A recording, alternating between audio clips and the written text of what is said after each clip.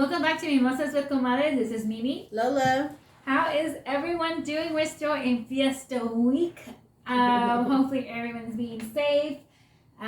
Let's see who comes out as being Necia or Necio of this year. You know, what was it? Last year, the year before, we had the girl in the bikini? The Fiesta Sucia. Fiesta Sucia, right? That's a bad name. I know, but just because she was having fun. I think she was making, I don't know, she had like appearances and she was doing all sorts of stuff. So she was kind of cashing in on it. So that's pretty cool. Yeah, that is good. She definitely was cashing in. And then, you know, there was the year before was that guy that was like, Go Spurs Go, and he was wearing a bandana. Oh, yes. You remember him? He yes, had yes, a little yes, catchphrase, and he also made appearances to Fiesta. So we're rooting for you. yes. Let's see who's going to be 2022 Fiesta. I guess me, more like legend of this year. Yeah. You know, we're still waiting for that. It ain't going to be Mimi or Lola. That's for sure. No. You know, it's just not us. We're just... We'll sit back and watch, and we're drinking. We're having fun back here. Exactly. We're people watchers, and that's what we like to, like, step in and roll. Talking about memes and, like, how we grew up in our culture, that's pretty much what the episode is about. It's about Dichos y Recuerdos, man. Like, all these sayings and all these phrases that we grew up with, and we're trying to, like, kind of translate them over, like, in English, or, like, what really, like, you know, like, helped us as, like, motivating us, or kind of, like, make us giggle, or, like, now we can't, like, if you translate in English, like, how crazy do we sound? You know what I mean?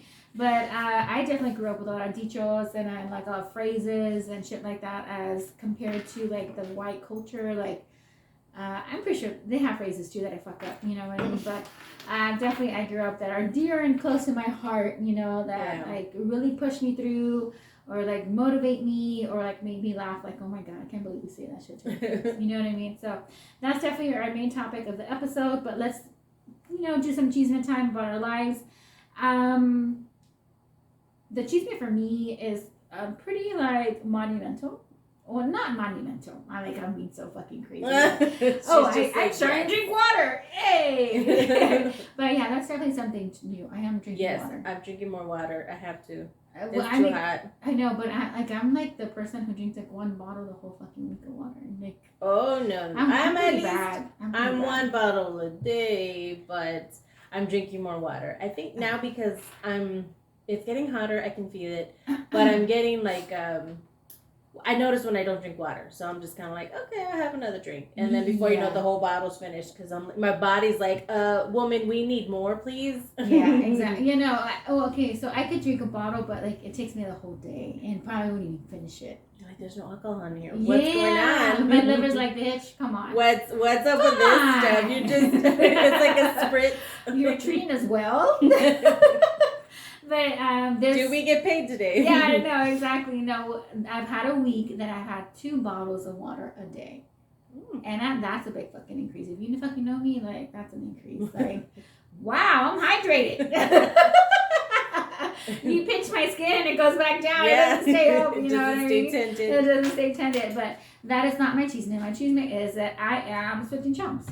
I am no longer going to be looking at boobies anymore. That's my profession, so I won't go so deep into that. But that's what I've been doing for the past 8 years. So I counsel women with breastfeeding and, like, their boobs. So that's what I've been doing for 8 years. Different agencies, but this agency currently right now, it's my 5th year working for them. Okay. So, but I've been doing this whole kind of counseling for 8 years. But I'm definitely done. I'm ready. Clock out. Like, I'm ready. Like, I'm ready for a different. The job that I'm going to is very different. Very different. But I get to do like a hybrid position. So nice. A couple of days at home and maybe like 2 days at work, or vice versa. Okay, good. And the pay is a lot more. And yeah, so hopefully it goes good. You know, it might be like over within the 2 weeks, but shit, at least the pay will be like keep me motivated. True. Because I work for the community right now, and you know, as community workers are fucking poor as fuck. So that's like my thing. But I really do actually love what I do. But it's unfortunate that's getting kind of crazy right now. So that's the sad part of things, you know, that I have to kind of say, okay, I think it's time. I think it's time to move kind of on. step out or step back for a little bit and like move on to something else. So that's my G-Smith for the time that I am transitioning careers, and we shall see how that fucking shit goes. That's girl. good. Yeah. I'll be complaining about other shit. But yeah, I that's like Something that's my new. G-Smith. There's definitely something new. How about you? Let's see. Something new. Well, I'm not sure how this was. It wasn't taken very well at the beginning. I got a promotion at work, but when I was talked to about, because you every year you have an evaluation of your work. You kind of just go over what you did in the past and all that good stuff. So I got a good review and I was excited about that. But the title on my offer or like for the new position was wrong.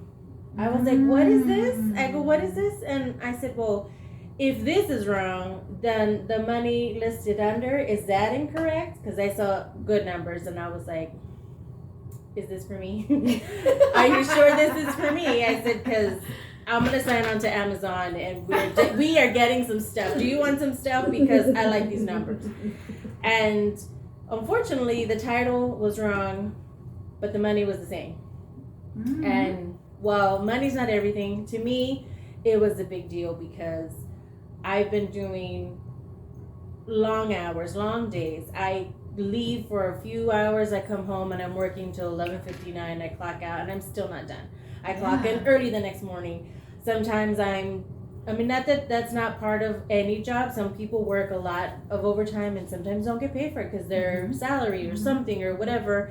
I am grateful to have, the position of doing that overtime and getting paid for it as well. Yeah. So, but I just was like taken back because I'm like, this is incorrect. Like, what happened? So now they're like, we'll get back to you. We'll let you know. We got to talk with HR and fix this. And, I was like, oh man. So, no, you're going to promise me those fucking numbers. The zeros better be there. Exactly. So I was just like, it's okay. We can leave it like that. We'll fix it later. I I'm sorry. But I always look at all that information just to make sure because I just never want to say, yes, I that's what I've been doing and more. I want to be like, okay, well, hey, thank you. This is great. But I look at everything. So long story short, I was able to keep everything on there. They did correct the title, and I saw it on my timesheet.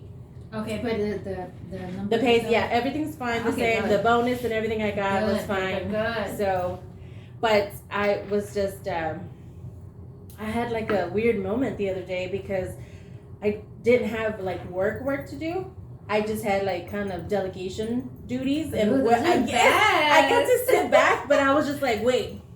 I'm not typing, I'm not calling, I'm not faxing. It's your PTSD. What am I doing? It's like, I'm so used to doing stuff on the go that I was like, I actually get to sit back and be like, hey, do you need help? I said, usually I'm doing stuff. And I had a small moment, but supervisor was just like, you're supposed to be a lead. You're a senior. You're helping. And I'm like, oh wow. Dang. I said, really? I said, okay. And then I had like a sip of water and then I was like, well, I got to do something. So I started typing and I started texting and I started messaging, how are you doing? Do you need help with this? And I just could not sit still. Yeah. But I suppose that's like the perk of it. But it's very new. I was just like, no. I need to do something. So, Congratulations, girl. It was super cool. Thank you so much. Cheers. Yes. So, That's good. But other than that, I was on Bumble. Fucking Bumble. Yes, fucking Bumble, dude.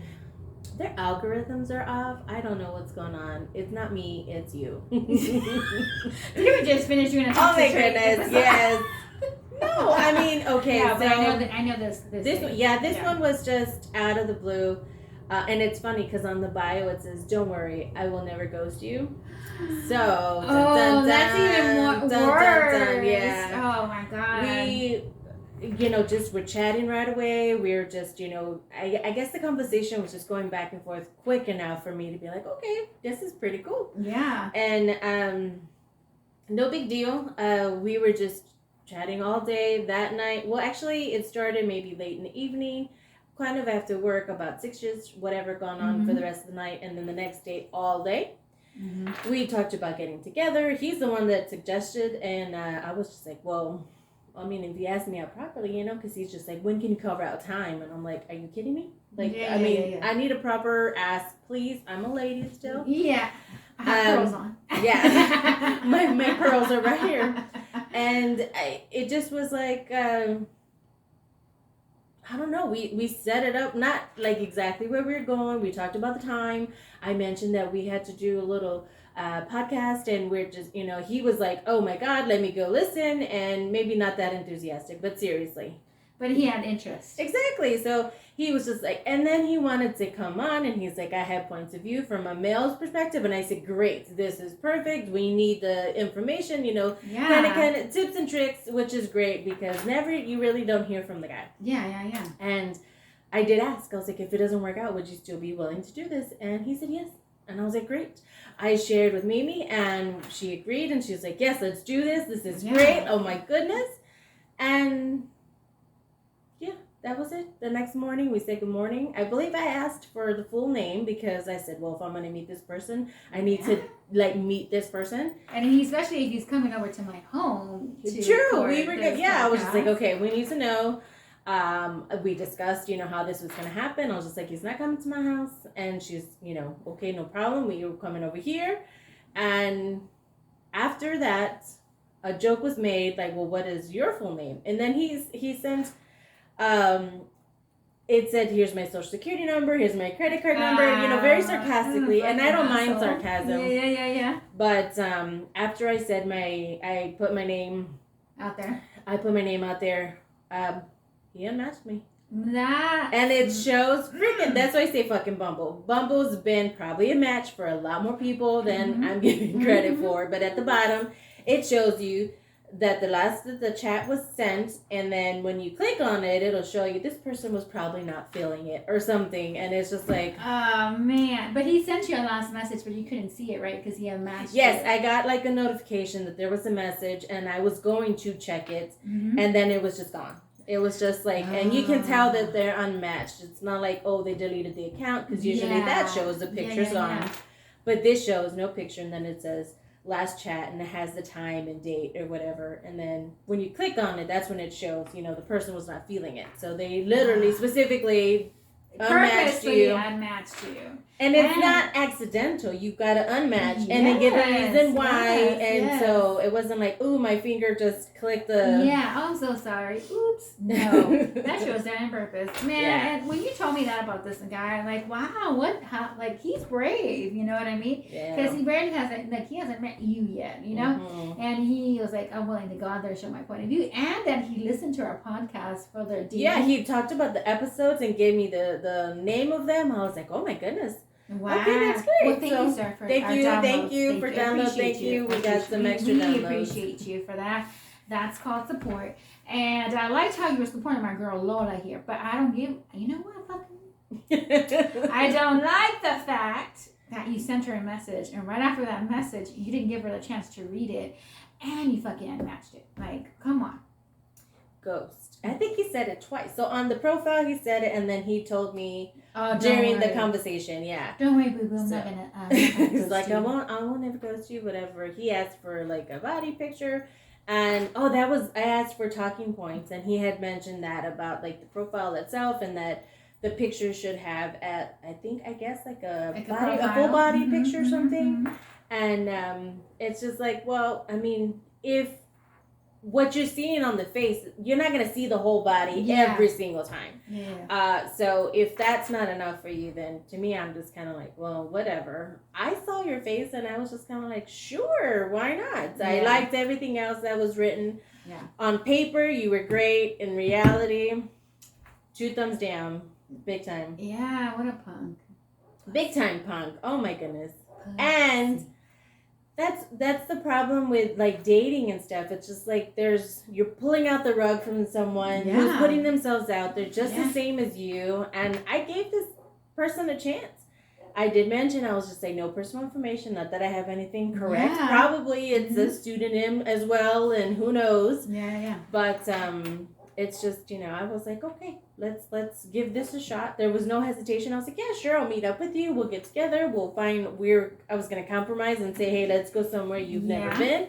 I love trying new places. even if it's just a as neutral friends. zone. Yeah. That's why I said if it doesn't work out, why not? It doesn't have to be, relationship and getting married right away. I'd like to have a foundation of friendship first. That bond, if that's there, everything else will work out. And if it doesn't, you're amicably being like, okay, you can walk away. Yeah. So. I felt like this was actually a good one. I thought because he was like, okay, let's set up a date, let's go meet, and I'm gonna get on the podcast, and that he listened to you and figured out who you were on the podcast, which is like. I never confirmed, but sure. Yeah, you never confirmed. It didn't take that long for him to figure it out. Okay. You're right. But, I appreciate that. But the only point of it all is the whole ghosting part. Especially if you have in your bio, like, live up to your words. Like, even if you're like, you know what, I was just joking. I was just joking about the whole podcast shit. Or, you know what, I have second thoughts about it. I don't want to get on it.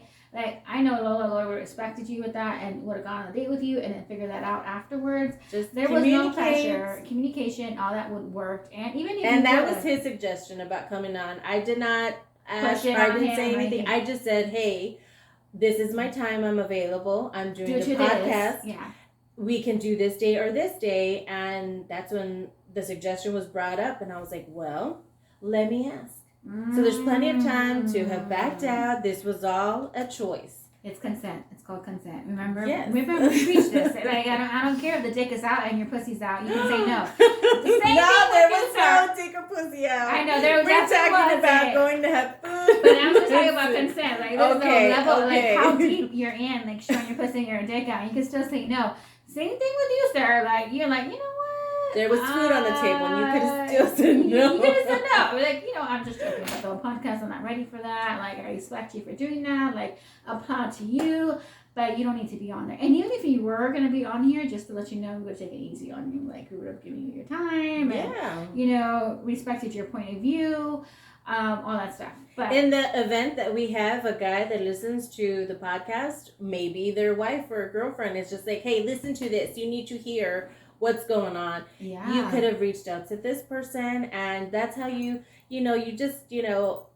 have a hand in someone else's, like, okay, hey man, this is the same thing. That's probably what they went through before they met their partner. Exactly. And no way to kind of, relate to someone until you hear it. Then you're just like, well, yeah. So you missed out on this opportunity, but I hope you find something better. I hope the girl that you unmatched me for rocks your world.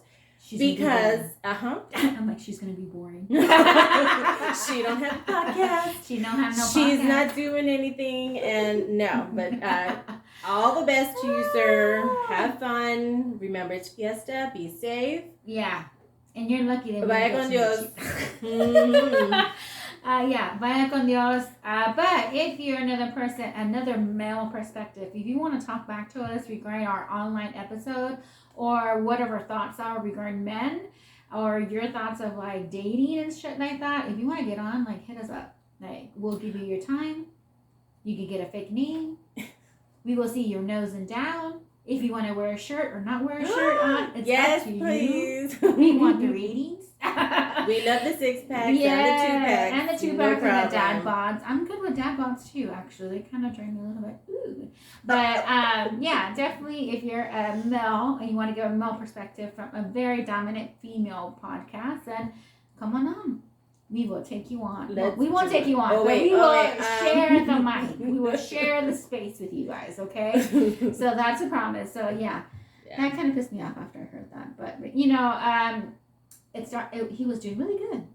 I had like, a nice little run. I was like, okay, no problem. It was Tuesday or Monday, beginning of the week. So that was not fun. But it's cool because it's whatever. Yeah. No problem. That was the part of me that is just kind of like, well, all right. No problem.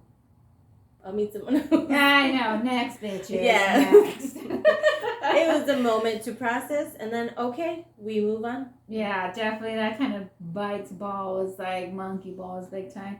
All right, so now on to our Nopos wow moment, even though that's a fucking pretty good Nopos wow moment. But we're going to go ahead and go on to another man who loves to talk out of his ass, Ted Cruz.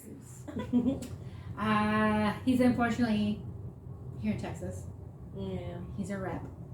That tells a lot about us Texans. That I did not vote for him, but I do not like this man. But he did do something good. Out of his own craziness, something good happened out of that. True. You know? If you guys don't know, Ted Cruz came out criticizing this children's book called Anti-Racist Baby Book. Did you ever read this, or did you like kind of like look at it, Lola, or anything? I haven't, to be quite honest, I haven't, but I just kind of like, I would figure from the title, it's just kind of showing like, you know, babies and like their baby of like being more conscious and loving and towards and being anti-racist, and it says it in the fucking book, right? So Ted Cruz, with his, you know, how smart he is, decided to bring this up, and other books too, during the Supreme Court hearings. And the Supreme Court hearings are for the Supreme nominee that's going on. Of course, she's a black woman. Yes. So there's like a lot of. I think she's the first black woman. Right? Yes, she's the first black woman for that certain position there too. So it's kind of crazy how they're treating her, because you don't see any other white people going through the scrutiny or asking her those stupid questions that they've been asking her. And this is a prime example with Ted Cruz regarding that, you know, regarding this book. And it's, you know, he was questioning Judge I'm going to butcher your fucking name. Ketanji Brown Jackson.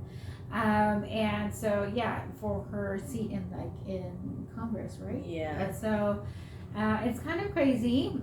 But so the whole thing, as you can see, he's trying to make a point like, oh, is this supposed to be taught like in a private school setting? And, you know, his usual talking out of his ass kind of thing. It's warm here in Texas, so he's in Texas. He didn't run away to Cancun or to Mexico like he did last time. You know, remember? So he's here doing his job because we're nice and warm. But anywho, he was trying to like confront her and like talk to her about it and see what her stance was, which is fucking ridiculous. But the good thing, like we were saying, is that it was actually pretty good for her. She is what, number 1 at Amazon best-selling book? It boosted the sales of the book. The sales. And as I speak right now, it's like number 2 right now. So it's doing really well. So it's like, it spikes like 5.150% selling. So that means that's 10,814 copies in the week of March 20th through the 26th. That following Cruz's questioning on March 22nd compared to 206 copies the week prior, according to the NPD book scan. I mean, wow. Bad publicity is technically publicity. So. It's never a bad thing. You know how they say it's never a fucking bad thing. And definitely a hope for this author, which is Stand for Kids, co-authored by Kendi and Jason Reynolds.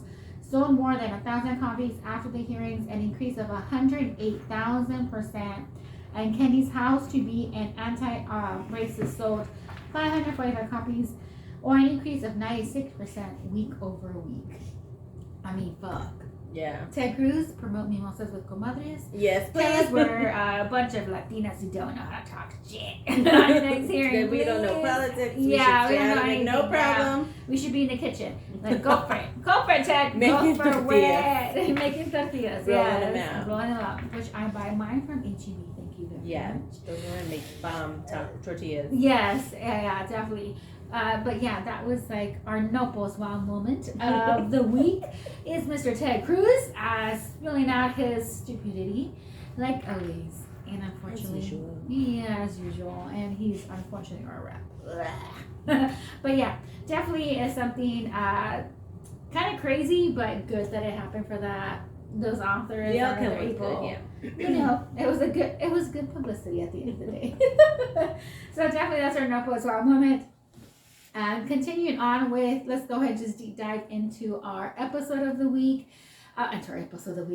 These margaritas are good. The topic for the episode of the week, yes. Which is our dichos and phrases that we grew up with as kids and still do it now. Like, I feel like I heard these when I was growing up and I didn't really understand them, you know, like, oh, they're fucking hurtful and shit. But I am now saying them to my kids. Oh, no. I'm like, continue the tradition. But now as an adult looking back, it's like, I don't know what it is with our culture that we like to do backhanded compliments or like be very like kind of mean to each other a little bit, and condescending or a little bit, but we take it like, oh, that's just our parents pushing us to like do better and stuff like that. But a lot of these do have a good like, I guess, memory and good push for us, you know, so we're just gonna share a couple of ones that we've liked, and then some of them I'm gonna kind of go deep dive in them and like how they became, right? So as y'all know, my English is not really good. Like sometimes I'll mispronounce stuff. I definitely forget how to say it in English, and I look at Lola like, hey, what did I just say? Like, can you translate or tell me the right word to say it? You know, so definitely that's my issue, because I learned my English from Clifford the Big Red Dog, from Arthur, from Sesame Street, definitely, and then of course through our great American school system, which I'm jokingly being sarcastic at this moment. But that's how I learned English. My parents to this day are dominant Spanish speaking. They do understand more English now. They pretend sometimes that they don't understand English. But yeah, I grew up as a translator for them, with everything from doctors to like grocery arguments. You know, so I was a translator, and I was the one like kind of dealing with all that stuff. But you know what? Once the fucking report cards or something fucking bad come from the school that was pure English, my parents knew. I'm like, wait a minute. I was just translating for you at the freaking HEB last week. Now you can read English? What? Oh my goodness, Yeah, you know, it's those kind of things. But I think we all like gone through it and experienced that. But looking back now, like I cherish those moments, because I've learned all these dichos and these phrases that I'm saying now to my kids, or as like in daily life. It's like it just brings me good, like, oh, I don't know, love and like good memories. Maybe people who don't grow up with us or in this kind of culture, they're like, fuck, you guys are brutal like with each other, you know. But anywho, one of them is some of the ones that I found kind of inspirational is dale ganas. Dale ganas? Dale ganas is like, just give it all what you want. Okay. You know, it's just dale ganas. It's 2 words, but it's just like, give it all what you want. It's just like pushing forward, Mika, you know, all that stuff. So I feel like that little phrase is like, I that's what I tell my kids. Like, I love that. Okay. The other one is ponte las pilas. Put on your batteries. Put on your batteries? So meaning like, get with it, girl. Like in Spanish, it's more like ponte las pilas. Like, get with it, get on your toes. Like, let's go, let's get ready, let's do it. Like, go for it. You know what I mean? That's ponte las pilas. So, like, I love that little phrase, and I just like saying it to like motivate. You know, people who say it. You know what I mean? And the other ones that are not so nice, but they're supposed to be like funny, is por pendejo, por pendejo. I've heard that one. That one's not nice. It's especially not when nice. you say it to your parents, because you don't know what it means. Oh, yeah, don't say it to your parents. Go ahead, fucking back to that. I didn't know. I saying it's like for being a dumbass. Well, okay. So in the context that I heard it, it was like being said by adults too. So I thought it was okay. Of course, I just knew pendejo was not a good word, because it's like what you say to someone who did something, you know, stupid or whatever. But it was like one of those, like you say, and then you, oh my God, I just said that. So I said that, I think I said it to my mom. Oh, man. But she's called me that too. I know. And because I didn't get the translation, I was just like slow blinking her, like, I'm waiting for you to translate. I would always look to her for the translation in Spanish.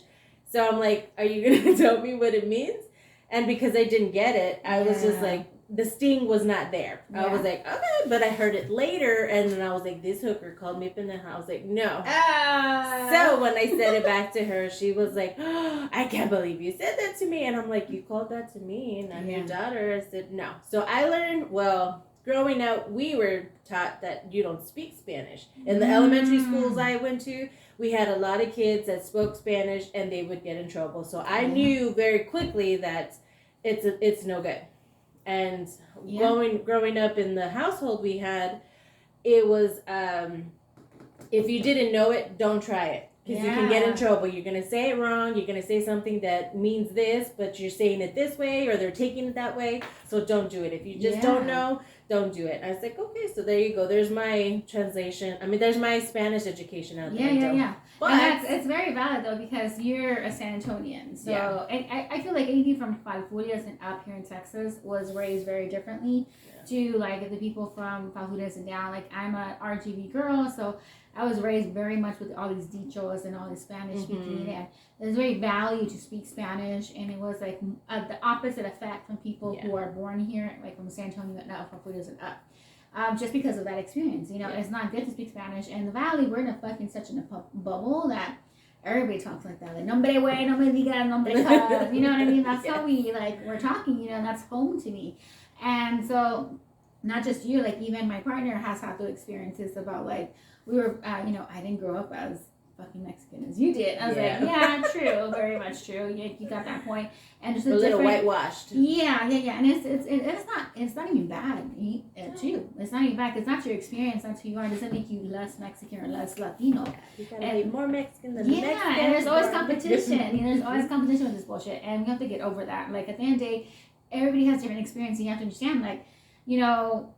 People weren't, they were looked down upon more to speak Spanish, and that wasn't allowed in school. We were punished, and that was us just trying to like assimilate, and then we're trying to tell that to our kids, especially if you're born out of the Valley in that area, that, you know. And it was directly linked to the color of your skin. So if you were lighter, they were like, no. But if you're like my shade of brown, very nice caramel, what is it, mocha? They immediately thought, like, well, why aren't you speaking Spanish? And then when I did speak it, I couldn't like roll my R's. And now I mean, thank you to Tejano songs that I love dancing to. I would sing along, but when the rrr came out, it didn't quite catch. Yeah, it didn't quite catch. But I had my moments, and so no, it was, to me, directly linked to that, because I got it. They're just like, well, look at you. You look like you're from the fields and stuff, and I'd get that, especially being with my mom, because we're both, I'm like a lighter shade of her,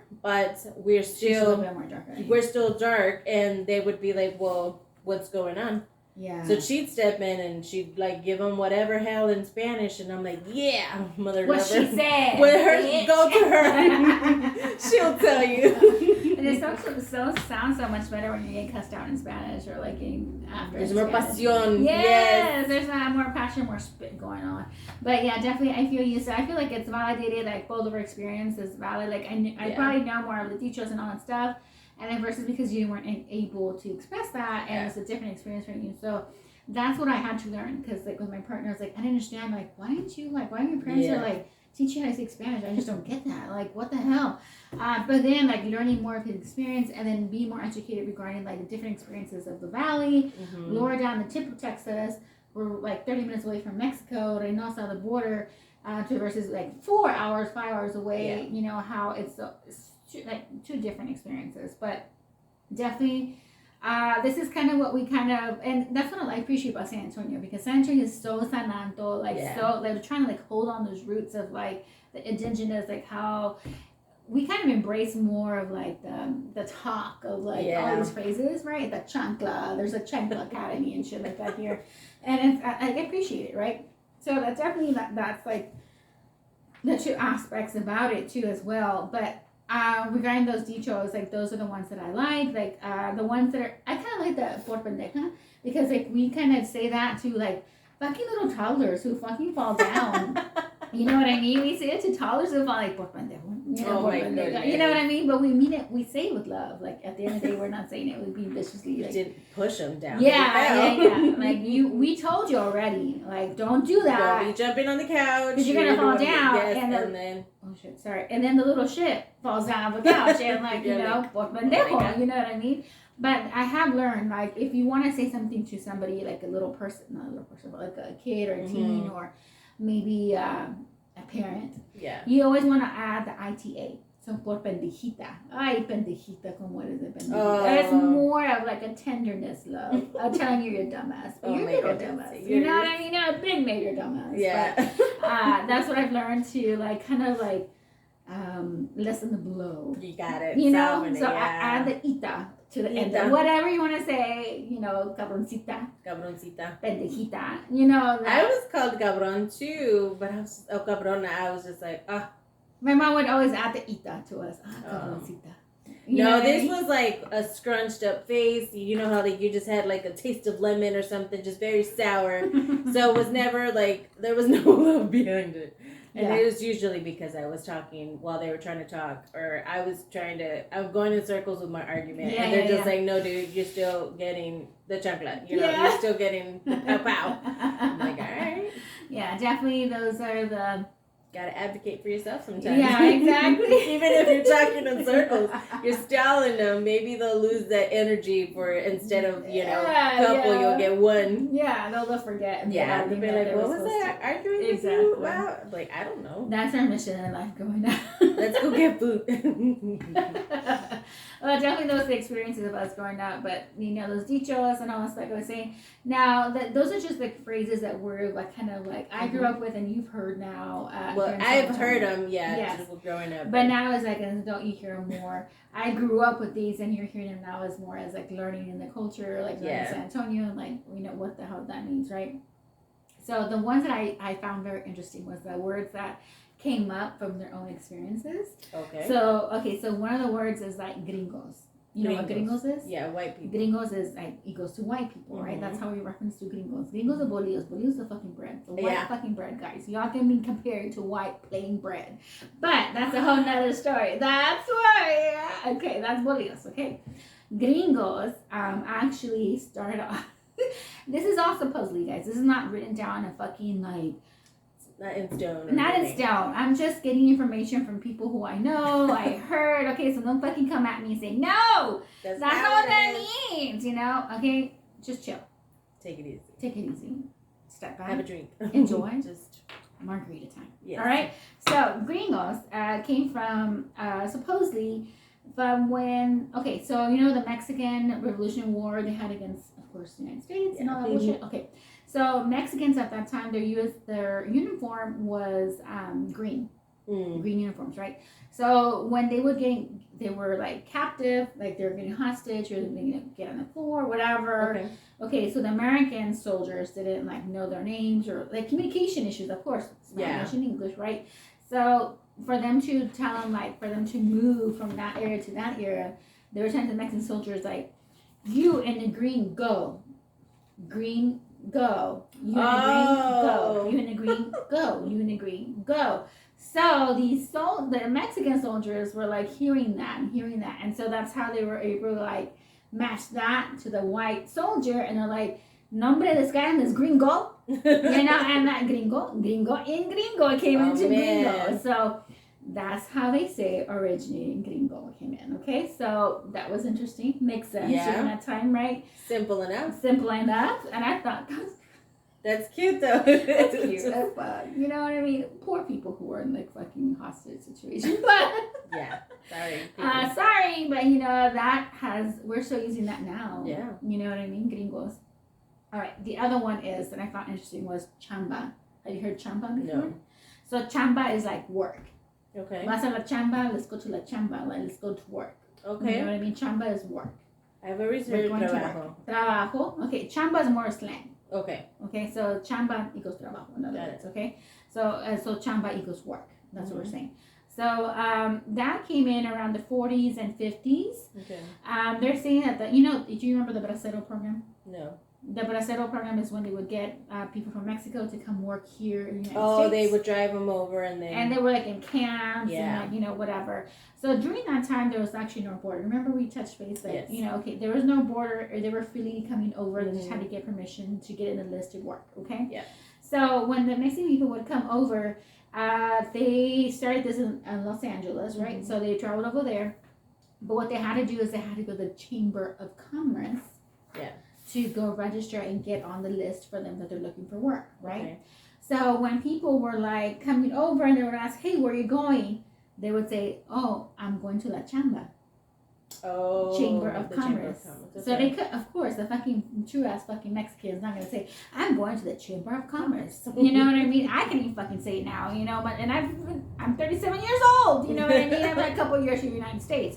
So much as the person who's coming from Mexico is coming over here. Got it. So it came from Chamber of Commerce to I'm going to La Chamba. The chamba. So now La Chamba equals Work. trabajo equals work. So that's where La Chamba comes from, supposedly. Please don't come at me saying that, oh, you're fucking wrong. Like, don't do that. Be nice. So that's like one. These sticky notes that you see me online, like these are my little reminder notes. I'm putting them aside, okay? So the third one is, I thought was pretty funny because I use this and I've grown up with this so much. I don't know if you've heard this, but be speedy nice. Huh? Be speedy nice. Have you ever heard that? No. I don't know. That sounds It sounds crazy. It's called Be Speedy Nice. If you haven't heard it, this is your first time hearing Be it. speedy Let me nice. make it say it. Be Speedy Nice. Ay, be speedy nice. I don't mean that. But Be Speedy Nice, I actually would hear that. I would hear my aunt say that, my tia say that a lot. Oh, it's Be Speedy Nice. Phew. You know what I mean? So Be Speedy Nice is, when you say it, you're supposed to say like, you're referring to something that's cute, or like, oh, that's super fancy and nice. Oh, I get Be Speedy Nice. Like, yeah, that's what you're trying to say, right? Got it. Okay, so they're saying that this word came from when people would come over and they would hear saying, oh, that's pretty nice. Oh, that's pretty nice. Okay, Yeah. so that's the root of it. So Be Speedy Nice came out of that shit, okay? So Be speedy nice. Oh my God. so that's one of them. I thought it was really cute because I would hear my aunt say it, and I even say it. Sometimes my dad would say it too as well. And ooh, Be Speedy Nice, when you're like, you come out looking nice and stuff. You would say that. So it's just pretty much, you could kind of grasp, okay, he's telling you you look nice. Got it. Okay, Yeah. but it pretty much it did come, supposedly came from the root of like people hearing, oh, that's pretty nice. You know what I mean? I was thinking like of the sarcastic way where you're like, must be nice. When some people are like, oh, I'm off today, I've been off. And it's like, really?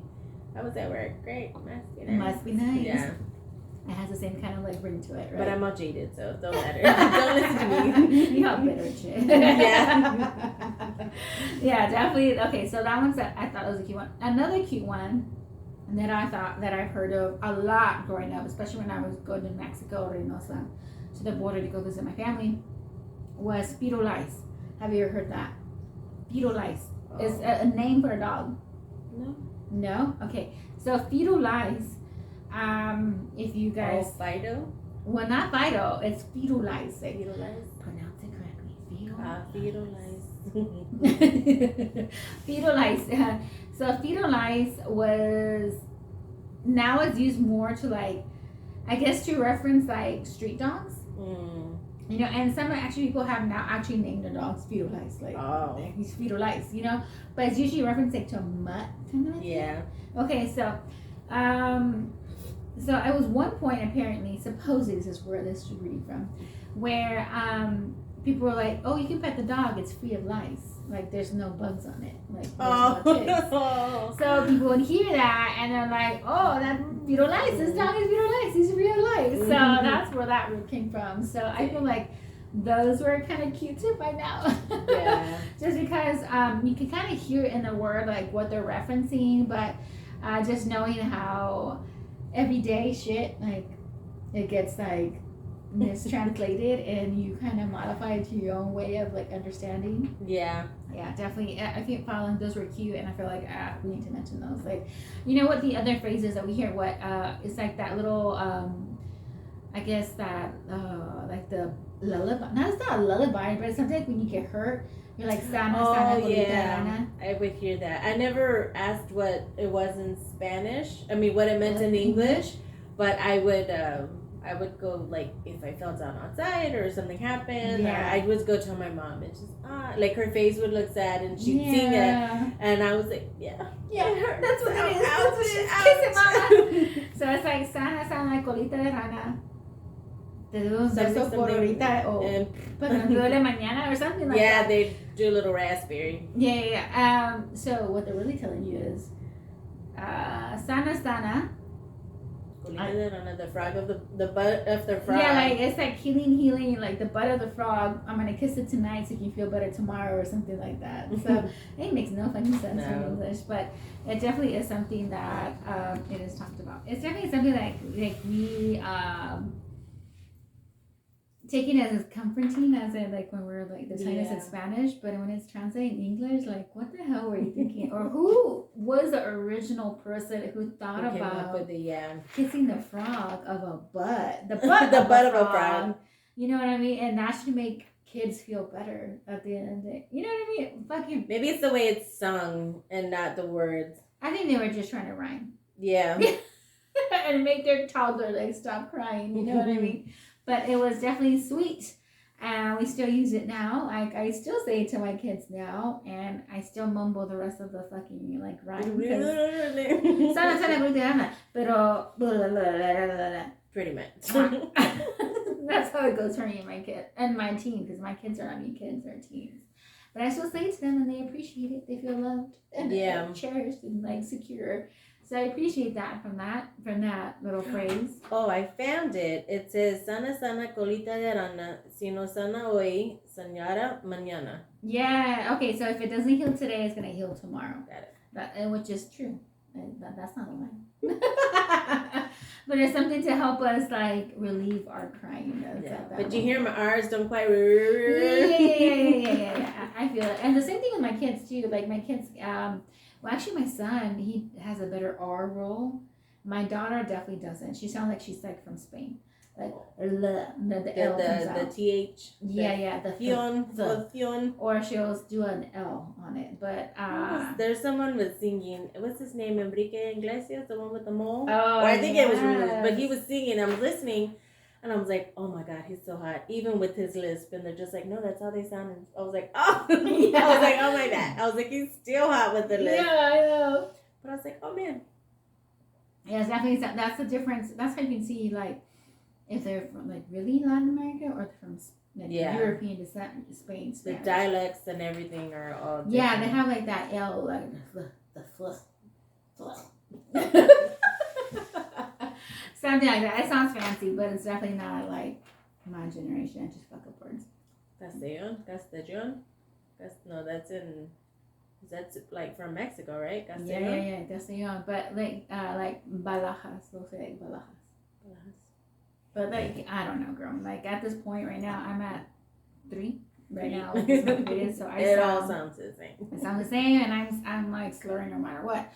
But those are the comfort words, so the comfort like phrases that I live on now. Just because I'm so, also now like I'm far away from the valley, I don't hear these like some of the things you haven't never heard of before, and you're like, what the fuck are you talking about? Like you know I work with some women that are like, oh, I'm from the valley, and it's like they know each other. They may not have lived near each other, but they're like somewhere from the valley. All you hear is like, oh, I'm from the valley. They're like, really? And it's like they congregate. Yeah, we're like 956. I'm like, oh, okay, cool. And they'll start speaking Spanish, and then I'm just standing there like, wow, great. Some of it I can pick up on, but when you meet someone that can just speak your language, usually it's just too fast to kind of translate. I'm like, I'm gonna go back to my desk. I'll be over here if you need me. I'll be doing that hooks on phonics or the Rosetta Stone. Okay, so I've taken Spanish. I can read and write it. Pronunciation is not that great sometimes, but I get the majority of it. But holding conversations, no. Sometimes I can. Just by body language, usually can tell people when they're talking about you, when they're kind of being helpful, but that's with any language. I think when most people, like, when they're just trying to help you, their body's, like, untense, they're facing towards you, they're coming, and, but when they're talking about you, it's like they're facing away from you, they're giving you the side-eye stuff, and I always usually tell them, like, this is probably not the best way, but I always tell them in Spanish, like, I can understand what you're saying, I just can't speak it. So I'm like, no hablas mucho, but yo entienda. Or yo bitches, if you're talking about me. So they're just like, oh my God. And I'm like, yes, I got every single bit of that. Mm-hmm. Even though I don't, but they're just kind of like, they stop right away. And I'm like, just tell me in English. Yeah, exactly. If you're going to say it, just say it. I do find it weird, like, when like, somebody in your group doesn't speak fully Spanish and you're talking in Spanish. I don't feel like that's, like, nice to do to your so-called friends. You know what I mean? I feel like, okay, I'm gonna talk to you in Spanish, but I'm gonna translate to you as much as I can, so that we can be in the joke, or like you feel in with the conversation. Because I would hate to feel like you think I'm talking about you or making fun of you. You know what I mean?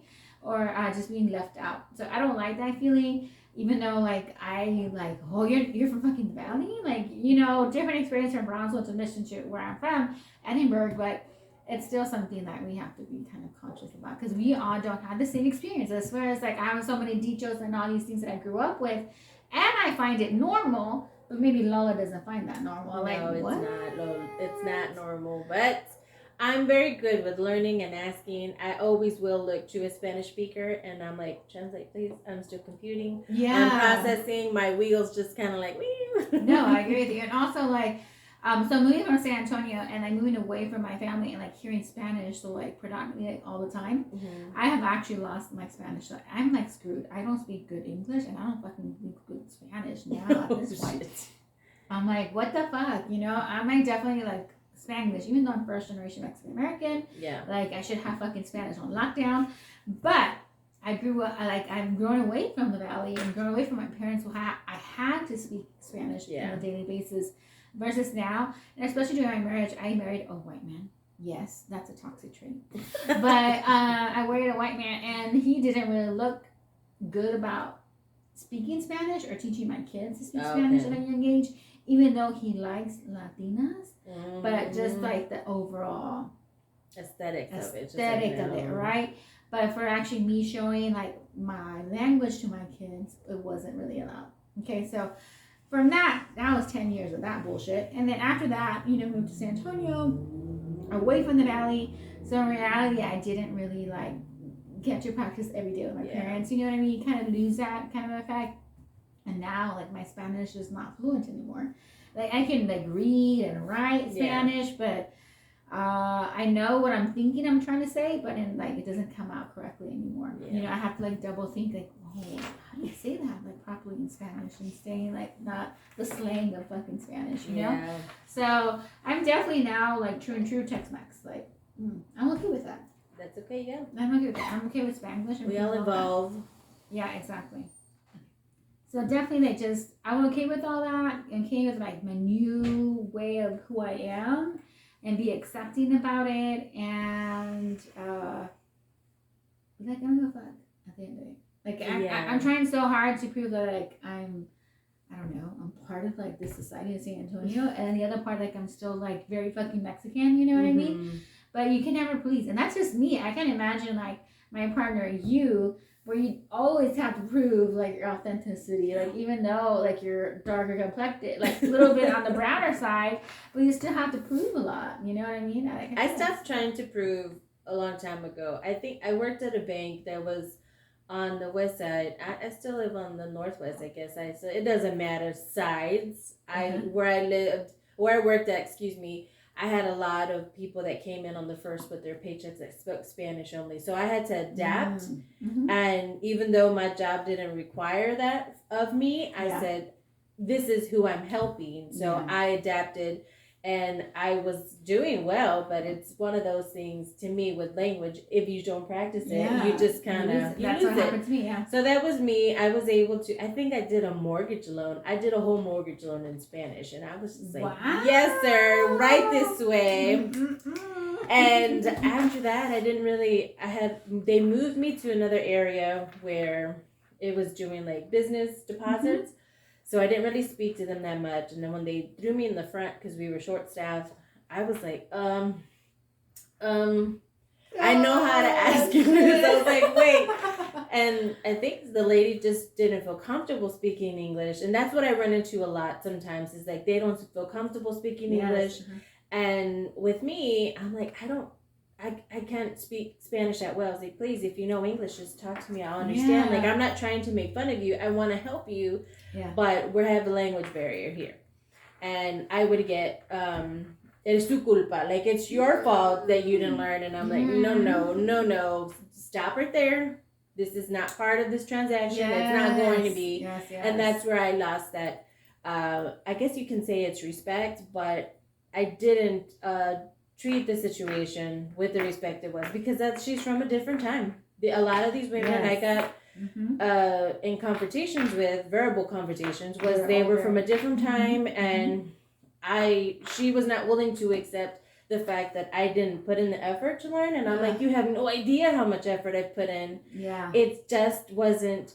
I Different cannot retain experiences, it. different Yeah, yeah. I was like, I could not retain it. I was like, but you have no idea. So that's unfortunate that some people just don't see that maybe you did, and it just doesn't work out. Yeah. I could have been like, hey, well, why didn't you learn to speak English Sí, better? sí, That's that- not nice that either. route, yeah. So I said, all right, fine, this is my job. I'm not going to lose it over you being upset because I can speak Spanish, but I did have to take some scrutiny. I took a lot of, bad words because some of them were just saying stuff as they're walking out, and I'm like, this hooker, you have a run in your stockings, girlfriend. You go on, you keep going. But I grew up, and now I have a better understanding, and I'm like, okay, no problem. Because I always asked, well, why didn't you try to teach me? And it's like, well, we did, but where we were a military family, it's better to know English because that's where everyone adapted to. Yes. And yeah, it's definitely it's just not knowing our history here in Texas. Definitely education is key to kind of just understanding and then just putting in that effort for sure. Yeah. I mean, at least for me, that's what it was, because I was like, I can take French, I can take something else, but I live in a predominantly Hispanic community, or just a community that speaks Spanish, because we have a lot of people that are not of our culture, and they speak Spanish well. Yeah, you know what? Working in the program that I'm working on, sometimes I speak to refugees, and they're coming from the Middle East, but the way they travel to the United States, they have to go through Mexico instead of going through the other route, right? Because at the end of the day, it's cheaper. Yeah. So at that, they have told me that it's easier to learn how to speak Spanish versus English. Wow. So these are Middle Eastern families that are speaking Spanish. You know what I mean? I'm like, who you be? Like, who are you? You know what I mean? Spirit speaking Spanish better than moi. You know what I mean? Like, ¿cómo se dice esto? Like, I'm asking them how to fucking say it. You know what I mean? So I've had a couple of people who do that, and one family actually explained to me, like, well, the thing is that the way that we traveled here, and that we noticed that it was easier to learn how to speak Spanish versus English. English is a fucking tricky language, so fucking bitches, don't blame me for fucking saying some shit. It's fucking hard as fuck to begin with. But that's how they explained to me that it's easier to speak Spanish and it was to learn Spanish than it was English, which I understand, because pretty much Spanish, the way you say it is like, the way you read it is the way you're supposed to pronounce it, versus English has so many like hidden silent letters and all letters sorts and of shit like that, right? So that's how he explained to me. So these people were like Middle Eastern, like I think the Middle Eastern, I mean, meant like a Turkish family, and they're like, I've heard them in the stores. Yeah, I've heard them in the stores, and I look around like, not like because they're speaking Spanish, but because of the way they're speaking Spanish. And I happen to turn, and I'm not seeing the traditional garments. And I'm like, did they pass by? Did they walk like really fast? Yeah. So I'm not trying to stereotype. I'm not trying to do that. It's just, I'm like, whoa. It's out of the norm. I'm like, very, very out of the norm. Yeah, I feel you. Or maybe it's normal. It's just our exposure is very little. Exactly. Yeah. So it's just like very awkward to meet those type of people and their experiences. But that is definitely a different episode, because I do have that in the works. We do have it in the works regarding where we're going to talk about our relationship with Spanish, and it's fucking relatable. But this is so relatable because right now, dichos, like phrases and shit like that, you can't get it if you're not experienced or like shown into that realm too. But these things, if you guys have any like phrases that we haven't mentioned, or like good little like quotes that your lovely parents would say to motivate you, things like that, share with us and see what your dichos are, and see what your like little like pick-me-ups in Spanish that you would say, and let us know what they are, because we just like covered some, you know what I mean? And I know there's so many other ones, like we just skimmed the surface, and you know what I mean? Like, I used to hear chingona. So coming from my neighborhood, if I could speak on this, it was like the thing to be part of a gang, and they had girl gangs. Okay, I never okay. heard of that. I think there's a movie about it. Is it La Vida Loca? No, not La Vida Loca. There's a song. Mi Vida Loca.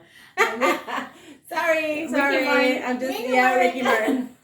Martin. No, it was like a whole movement to Yes. me. Was growing up, like if you were Chicana, you were like Chicano, whatever you were, like you had to Yeah. dress a look. And I had girlfriends that would dress in Dickies and Oh, the like, big bangs. yes, remember the big bangs, Oh, dark my God. lipstick, and I was like the square because I just didn't wear makeup at the time. I eventually conformed, and I would hide my little Wet and Wild stuff. But yeah, they would be like, yeah, you're not Chicana, and I'm just like, oh my God, well, what the hell is that? I'm not even gonna say yes to that. What are you calling me? And or they would chingona. Yeah. So Chicana, chingona. Some of them were proud enough to say cabrón, and I'm like, dude, anytime I get called that, my mom spanks me. She slaps me. I'm just like, no, I'm good. They would say all sorts of stuff, and the slang of the Spanish to me is how I think is catered to me not being able to speak it that well, because it's a lot of Tex-Mex. Yes. So when I speak the Spanish I was taught, I have a lot of older generation that's like, well, what are you telling me? Like, what? Excuse me? So I'm like, all right, never mind. So like that was my Let's move on. that was it. Like, but we had a lot of those sayings, and they would say a lot of other stuff. Bueno pues a rato or something. What does that mean? Like, I'll talk to you later. Yeah. Bueno pues, like, oh well, yeah. Bueno, I'll talk to you later, or like they would say later. all sorts of stuff, and I'm like, what? I'm like, bye. I'll see you later. I'll see you tomorrow in class. It's funny. Bea says a lot of it too. When she was talking, I don't know what she was saying, but she was saying like a phrase that was so common. Oh, yeah, she. Well, I was trying to keep up with her, but I'm just like, well, some stuff I'm still. Yeah, still I'm learning. like, Yeah, definitely. I'm getting an education, y'all. It's never, you always learning, if you know, because you don't know everything. We don't know everything. I certainly don't know that all there is about my and especially culture. when you like move into like Puerto Ricans, Salvadoreños, you know, Dominicans, they all have their own phrases and their own dichos, like in their own right. And like to learn theirs is like, what are you saying? Why did you that? What does that mean? Tell me more, please. But yeah, definitely that's like the I guess the rich of like our culture and like different cultures, and just being open minded and learning other sayings as well. But those are our comfort sayings and our dichos and our phrases that we want to touch about. We would have liked to have like different cultures here, but maybe that would have been cool. Yeah, that would have been cool, you know, to kind of experience like their phrases that they were. What's their version of "sana sana colita de rana"? You know what I mean? So definitely, maybe next episode, or something in the future. Like this guy in the beginning with Bumble wanted to challenge us from like a guy's perspective, like. You let us know. Share guy's perspective, but you've got to be able to get past the first date. Well, they wouldn't get past the first date. Maybe he was anxious. Maybe he was nervous. Who knows what his reasoning was? But just get past that. I mean, you did the homework. He had points of views, and he shared, you know. Props to him. He listened to our episodes. Sure, yeah. I mean, shit, like that's a lot. Okay, that's cool. Maybe if you're listening to this one, by all means, if you want to share what happened, what's going on with you. Defend yourself.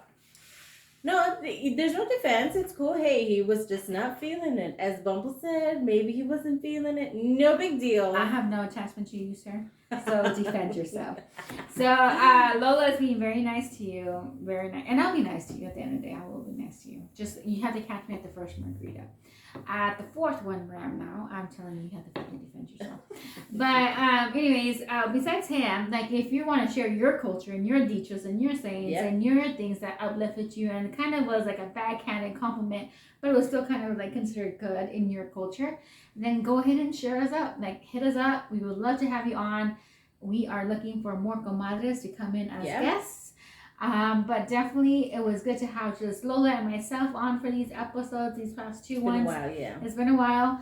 But next weekend, next weekend, we are gonna have a couple of guests. We're gonna have two, an entrepreneur and somebody else who has, I don't know, share just a different perspective. Different perspective as womanhood and us have to deal with it, and culture as well.